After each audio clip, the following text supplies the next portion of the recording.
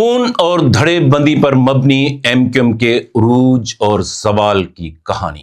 کراچی کی سیاسی تاریخ میں اگر کسی جماعت پر سب سے زیادہ بحث ہوئی ہے تو وہ ہے متحدہ قومی موومنٹ، ایک ایسی تنظیم جس نے 1980 کی دہائی سے سندھ کی شہری سیاست پر گہرا اثر ڈالا، لیکن وقت کے ساتھ مرکزی قیادت، ریاستی آپریشنز اور اندرونی اختلافات کے باعث کئی حصوں میں تقسیم ہو گئی۔ اس دوران تشدد کا بھی سہارا لیا گیا، جس کا نشانہ مخالفین تو بنے لیکن تنظیم کے لوگ بھی اس سے بچ نہیں سکے۔ پہلا موڑ ایم کیو ایم حقیقی کا قیام۔ یہ 1991 کے دن تھے جب سندھ میں جام صادق کی حکومت تھی اور ایم کیو ایم کراچی میں ایک بڑا سیاسی شیئر لینے میں کامیاب ہو چکی تھی، لیکن پہلی بار تنظیمی سطح پر جماعت کے اندر اختلافات کھل کر سامنے آئے۔ نتیجتاً ایم کیو ایم حقیقی کے نام سے ایک نیا دھڑا وجود میں آیا، جس کی قیادت آفاق احمد، چاچا منصور اور عامر خان نے کی۔ یہ پہلا موقع تھا جب ایم کیو ایم کو سنجیدہ تنظیمی چیلنج کا سامنا کرنا پڑا۔ کراچی میں سیاسی کشیدگی بڑھی، علاقوں کی تقسیم اور مسلح جھڑپوں نے شہر کے امن کو متاثر کیا۔ لائنز ایریا، لانڈھی، کورنگی اور اورنگی سمیت کئی علاقوں میں نو گو ایریاز نے جنم لیا، جہاں مخالف گروپ کا داخلہ موت کے دروازے پر دستک دینے کے مترادف تھا۔ اندرونی اختلافات میں ایک باب اس وقت شامل ہوا جب ایم کیو ایم کے چیئرمین عظیم احمد طارق کا قتل ہوا۔ اس سے پہلے عظیم احمد طارق اور الطاف حسین کے درمیان تنظیمی اختلافات کے باعث جماعت کے اندر ایک اور مضبوط دھڑے کے ابھرنے کا ماحول بن رہا تھا۔ 1993 میں عظیم احمد طارق کے قتل کے بعد عارضی طور پر مزید کسی نئے دھڑے کی کوششیں رک گئیں، لیکن اس واقعے نے جماعت کے اندر عدم اعتماد اور شکوک و شبہات کو گہرا کر دیا۔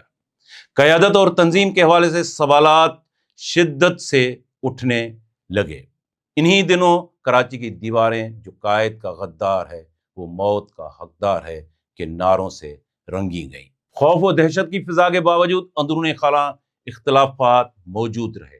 اس عرصے میں الطاف حسین فرار ہو کر لندن میں پناہ لے چکے تھے اور وہاں سے تنظیم کی بھاگ دوڑ سنبھال رہے تھے۔ ڈاکٹر عمران فاروق کے مرکزی قیادت سے اختلافات ہوئے اور انہوں نے پارٹی کے اندر الگ گروپ بنانے کی کوشش کی، لیکن وہ کامیاب نہیں ہوئے۔ بعد ازاں لندن میں ان کا قتل ہو گیا اور اس قتل کا الزام ایم کیو ایم کے بانی قائد پر عائد کیا گیا، لیکن الزام ثابت نہ ہوا۔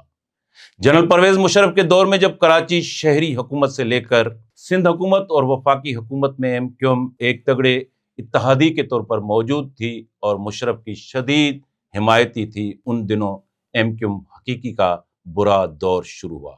اس کے رہنماؤں آفاق اور عامر خان کو گرفتار کر لیا گیا۔ لانڈھی میں بیت الحمزہ نامی مرکز کو مسمار کر دیا گیا۔ پاکستان پیپلز پارٹی 2008 میں حکومت کے قیام اور ڈاکٹر ذوالفقار مرزا کی کوششوں سے ایم کیو ایم حقیقی اور اس کی قیادت پر آسانی پیدا ہوئی اور انہیں رہائی نصیب ہوئی، لیکن حقیقی بھی اختلافات کا شکار ہو گئیں۔ حقیقی کے ایک اہم رہنما عامر خان جیل سے رہائی کے بعد الطاف حسین سے معافی مانگ کر دوبارہ ایم کیو ایم میں شامل ہو گئے۔ ایم کیو ایم کی خونی اور اختلافاتی سیاست میں اس وقت ایک اور بڑا موڑ آیا جب الطاف حسین نے ایک متنازع تقریر کی۔ یہ 22 اگست 2016 کا دن تھا۔ اس روز الطاف حسین نے لندن سے تقریر کی، جس کے بعد ریاستی کارروائی شروع ہوئی۔ 9-0 سیل کر دیا گیا اور جماعت کے مقامی قیادت نے الطاف حسین سے لا تعلقی کا اعلان کر دیا۔ اس واقعے کے بعد جماعت عملی طور پر دو حصوں میں تقسیم ہو گئی، ایم کیو ایم لندن اور ایم کیو ایم پاکستان۔ یہ تقسیم صرف تنظیمی نہیں بلکہ بیانیے اور قیادت کے اختیار کے حوالے سے بھی تھی۔ ایم کیو ایم پاکستان کے مرکزی رہنما ڈاکٹر فاروق ستار نے خالد مقبول صدیقی، امین الحق اور دیگر سے اختلاف کرتے ہوئے اپنا الگ دھڑا قائم کیا اور پی آئی بی کالونی میں علیحدہ مرکزی دفتر قائم کیا۔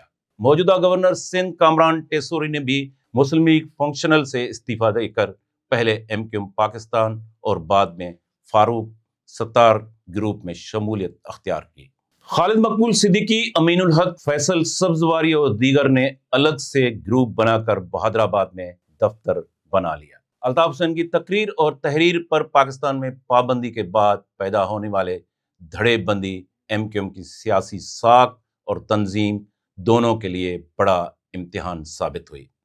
اندرونی اختلافات اور کارکنوں میں مایوسی کی وجہ سے کراچی میں تحریک انصاف ابھرنے لگی۔ 2013 کے انتخابات میں اس نے کراچی کے شہریوں کی ایک بڑی تعداد کو اپنی طرف متوجہ کر لیا جو ایم کیو ایم کی سیاست سے تنگ آ چکے تھے۔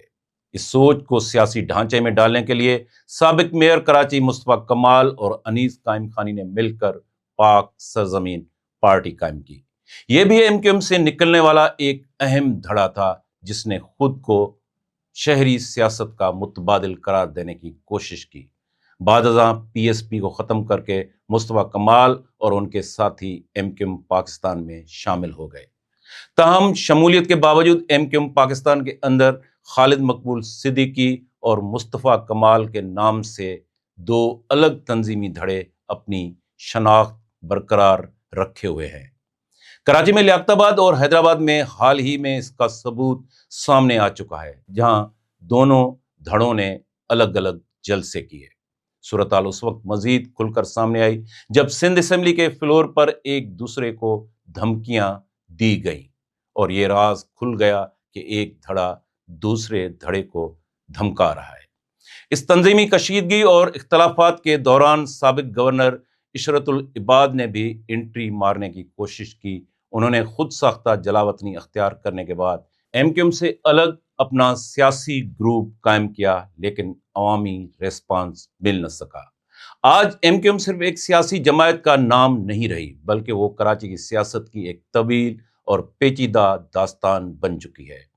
کبھی اس تنظیم کو سیاست میں اقتدار کے لیے کنگ میکر سمجھا جاتا تھا لیکن اب یہ بے ساکھیوں کے بغیر چل نہیں سکتی۔ اندرونی اختلافات کے علاوہ کراچی میں پیپلز پارٹی کا بڑھتا اثر رسوخ، تحریک انصاف کا ووٹ بینک اور جماعت اسلامی کی اپوزیشن وہ امتحان ہے جس کو کاپی کے بغیر پاس کرنا ممکن نہیں۔